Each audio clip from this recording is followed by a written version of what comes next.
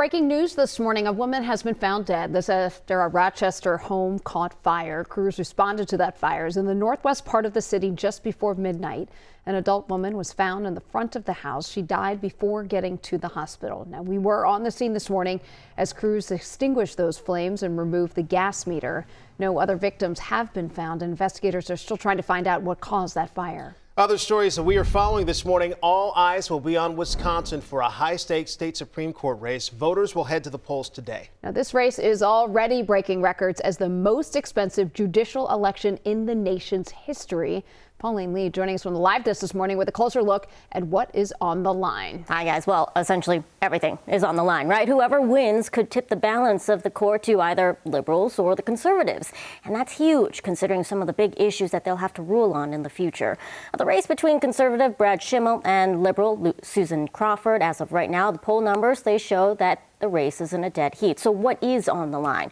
Well, Wisconsin State Supreme Court is set to rule on a number of issues, ranging from abortion rights to labor unions to congressional redistricting, which, by the way, would impact the makeup of the U.S. House of Representatives. Now, this race is drawing some huge money as well, including from Elon Musk, who has spent millions in support of Schimmel. Here's how both candidates have responded. They are so wound up about the money in the race. You know why they're wound up? Because 2 years ago, they got all the money. And this time, we're more competitive. So their brains are exploding over this. And we need to make sure we turn out the vote. This is critical. This is about our Supreme Court. It is about our rights, and it's about our state. And we're not going to let Elon Musk take any of that away from us. So are you with me? Thanks, everybody. Knock those last doors. Let's get the vote out. Let's win this election. On Wisconsin. Now back to the dollar amount here. The race has attracted more than $90 million in donations. That includes almost $20 million from Elon Musk himself. It's also gotten Minnesota Governor Tim Walz fired up. You're going to hear why coming up in about 30 minutes, guys. You know, a lot of national eyes on this race, too. All right, Pauline, thank you. Now, back here in Minnesota, today is the last day for aspiring senators to announce their intentions to run for that open Senate seat for District 6. Former State Senator Justin Eichhorn resigned after federal charges were announced accusing him of trying to solicit a minor. Governor Tim Walz expected to issue a writ of special election for Eichhorn's seat today. Several Republicans have already announced their candidacy. That includes Kerry Heintzman, Doug Stern, Josh Gazelka, and Angel Zierden.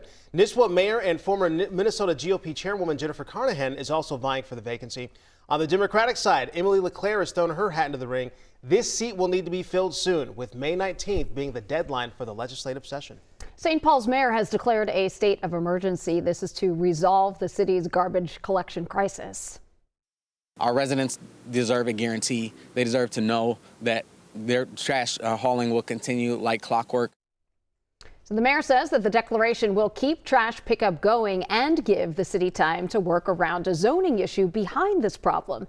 City Council had blocked the site on Randolph Avenue that's near West 7th to be used as a dispatch center for the city's new trash hauler. A contract with FCC Environmental will now begin on schedule today. A Metro school district is making drastic cuts after a major money mistake. The Robbinsdale area school district says it's laying off more than 200 people. The superintendent warned this was coming after discovering a $20 million budget shortfall late last year.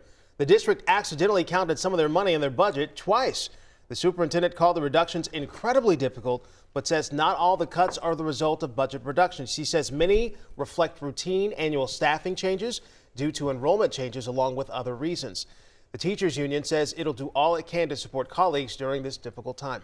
Today, the lawmakers in St. Paul plan to talk about bills that could impact your student. A Senate committee will run through the governor's budget recommendations for K-2 through 12 education. So these would include funding cuts for private and charter schools. Governor Walz has said that the state needs to slash $162 million from the 26-27 budget in order to avoid a deficit.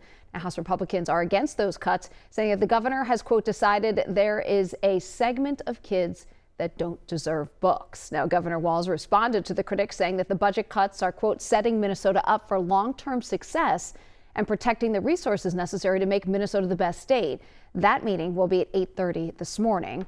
And there's also a bill being discussed in a House committee to limit free school meals. So back in 2022, you remember the legislature passed a bill that would provide free school lunches to all students. Well, that bill ended up going about $81 million over budget. That number expected to rise to $95 million in the next couple of years. The bill being discussed today would only provide free lunches to students from families who make 500% or less of the federal poverty guidelines, which is about $156,000 for a family of four. It is 5:08, and President Donald Trump has dubbed tomorrow Liberation Day. That's when new tariffs will be unveiled. The president says tariffs will now impact every country, and it's led to some anxiety about the global trade and economic impacts. For example, Goldman Sachs says a recession is now even more likely, warning clients, guess what? Now a 35% chance of a recession in the next 12 months, in the next year, which is up from 20%, which was previously reported. I think it's going to be something that's going to bring a lot of wealth back to our country, tremendous wealth back to our country, actually. Now, there's still a lot of uncertainty about what the tariffs will impact. Plus, the president has been unpredictable, threatening tariffs, then scaling back or delaying them. The other part that is not clear, how auto companies will be impacted. The president of the United Auto Workers Union recently said he's been told directly that manufacturing jobs will come back to America as a direct impact of these tariffs. What most economists do agree on is that these tariffs will very likely raise the price of cars and auto parts in the short term. Want to get you set when it comes to the Minnesota State Fair, and a big change could impact your visit there this summer. That's because the city of Falcon Heights is considering charging for street parking. The city's State Fair Task Force is proposing a $25 daily fee, which they say could generate up to $200,000 per year. They say the money raised would go toward keeping up with the infrastructure and resources during the fair. So here's how this would work. Residents within the zone would get a parking pass, but some are concerned it will not be enough to accommodate their parking needs. And others worry that it'll move into other neighborhoods where it's free instead. I definitely think more cars will be trying to park in our area. Yeah, and it's, like I say, it's busy now, so it's going to be problematic, I think. Family comes during the fair, and one parking spot just doesn't do it for me. City Council still working out all the details, which may change based on neighbors' input, so we'll keep you updated. But the city is holding a meeting to keep discussing this idea. That meeting is happening tomorrow.